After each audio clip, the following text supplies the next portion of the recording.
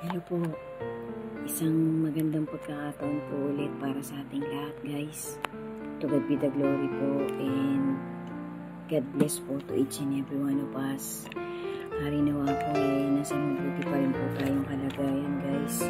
Continuation po to, continuation. Ginagawa ko pong tuloy-tuloy na parang advocacy ko na, parang isang matinding mission ko na habang ako po humihiram pa ng buhay sa dakilang creator natin at sa kanyang buktong na anak. Sana po mapagtyagaan nyo po ulit tapusin ang bagong new parts nitong WWTH ko season 31. Tama, season 31 na. What is written truly happened, still happening, and will happen again. Amen. To God be the glory po talaga. Good blessings to each and every one of us, and I'm showing my deep gratitude to all of you who are continuously watching every part of this season of this content of mine. Amen. Samot dalangin ko po sa ating Panginoon na patuloy-tuloy nating isinasabuhay yung tatlong mahalagang bagay na lagi ko pong ipinapaalala. Alam na po ninyo lahat yan. Tsaka po yung pagpapakita talaga natin, number one po natin sa mga to-do list natin, yung pagpapakita natin sa mag-ama, sa ating creator at sa kanyang bugtong na anak, ang ating pong Lord Jesus, na pagsisikap ng bawat isa sa atin na maging matuwid at maging mabuti habang tayo humihiram pa ng napaka-fragile na buhay ng bawat isa sa atin, guys. Amen. Panatilihin po natin ang kapit natin sa kanilang mag-ama. Balito po ay WWTH Season 31 Part 25. Tama, 21, 22, 23, 24, 25. O tama, 25 na to, guys. Alam nyo naman po ako, malituhin po ako. So, sana po nakakasabay po kayo sa akin, nakakasunod po kayo sa akin. Sabi po nung pastor na napanood ko, naalala ko lang po, guys, kasi nabasa ko po itong luma kong notes na kung patuloy-tuloy daw po tayong mahihikayat ng nag-iisang salita na palaganap ng palaganap. Actually, tatlo po yun, pero ang nangunguna po talaga dun yung materialism. Kung patuloy-tuloy po tayong magpapasipsip o sasabay sa daloy ng materialism, hindi daw po tayo magkakaroon ng readiness sa pagbabalik ng ating Lord Jesus, lalong-lalo na po yung mangyayaring nakaabang na harpatyo. So, ano po yan? Tama po itong sinabi ng pastor na yon, kasi ang tao nga po napakadaling sumuko. Kung lagi na lang po tayong magkikling sa materialism at magpapadala sa lahat ng uri ng deception at apostasy ng mga masasamang espiritu na nagkalat sa paligid-ligid ng mundong ito, ng universe na to. Kasi nga po, ang paulit-ulit ko rin pong pinapaalala, guys, kahit po i-check niyo po yung yung profile ko, madalas pong lumalabas sa bibig ko yung salitang kalimutan ko, yung salitang susundin natin, yung tawag doon, bubuyo, yung parang lulubog tayo sa parang parang naa-addict tayo sa lahat ng magagandang materials na nakikita natin, yung natatouch natin, yung nayayakap natin. Kapag po tayo hindi natin yun talaga tinry na makaiwas tayo doon, hindi po talaga tayo magiging ready, guys. Hindi tayo magiging ready. Packs po yan. Kasi nabasa ko po dito sa isang notebook ko, ito po, nabasa ko po dito na ito po itinawid nung last year ko po ito ginawang content ng isang pastor na napanood ko din po.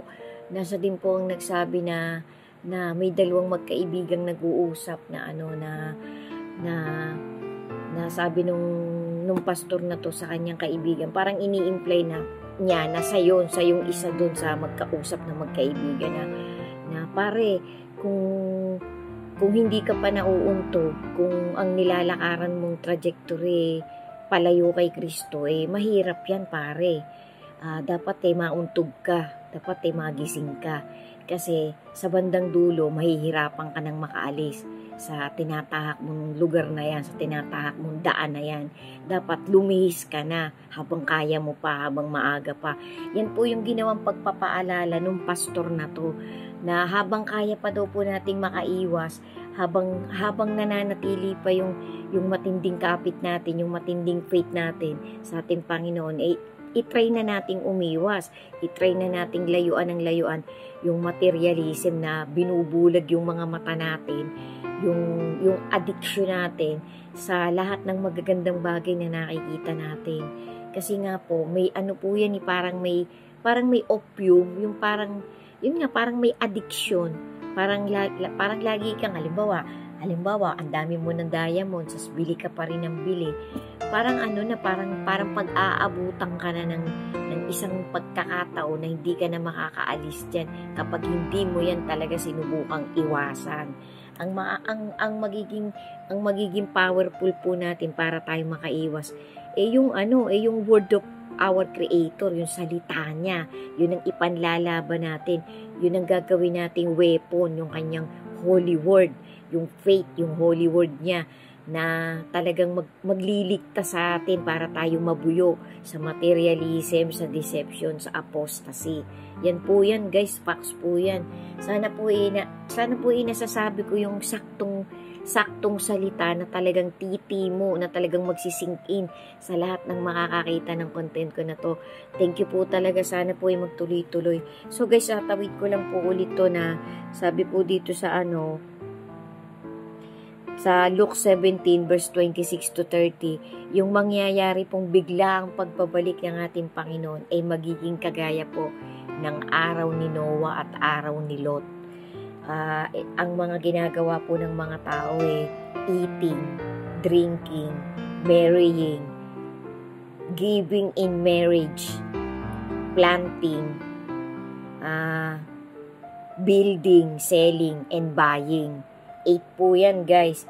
Ang 8 bagay po na yun ay nag-i-imply lang ng isang salita, materialism. So facts po ito guys, facts. Kasi nga po rampant kasi parang pag sinabi mong rampant, growing fast.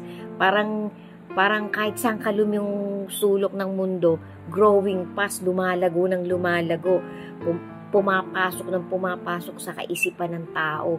So parang may lason. So kailangan po talaga guys, kumapit tayo sa salita ng ating Panginoon para maiwasan natin tong mga bagay na to, para magkaroon tayo ng kahandaan. Ito pong Romans 13 verse 12 to 14, vital po ito. Ito po yung parang nag-i-imply nito, tsaka po yung Luke 17 verse 26 to 30. Sana po guys magnilay na tayo habang maaga pa, habang kaya pa nating pigilan, habang nai-enhance yung faith natin sa ating Panginoon, lumalaki yung fear natin sa Kanya. Kasi nga po, sabi po dun sa isang verse, nakalimutan ko kung anong verse yan kung Hebrews yan o na kay Mateo, paki-double check na lang guys na sabi po dun sa verse na yun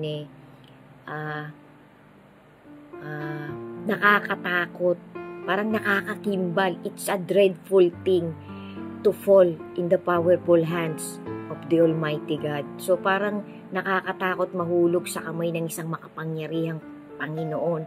So parang kung lalaliman po natin yung context ng verse na yan, talagang kapag ka hindi mo kinatakutan ng ating Panginoon, matakot ka talaga. Kasi nga po, kaya niyang magparusa ng katawan nitong body and flesh at nung kaluluwang nasa loob natin. Tapos kaya din niyang magbigay tuparin niya yung promise niya na magbibigay siya ng eternal happiness, ng eternal life. Hindi po yan kayang ibigay ng kalaban ng ating Panginoon, yung eternal life. Si God lang po ang pwedeng magbigay niyan. So sana guys, sundan niyo pa po yung mga susunod na part. Bali ito po ay part 25 na. part 25 na. Thank you po and to God be the glory po ulit. Amen.